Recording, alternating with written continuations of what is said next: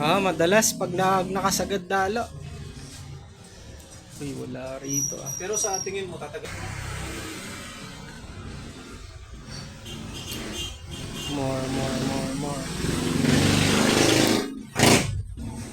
Yan nga oh, naka 100 nga siya. Nakasagad niya ako siya. Backlight. Kaya mabilis uminit yung kanyang screen. Parang hindi na yata ininom na si Jess siguro, si Jess rin.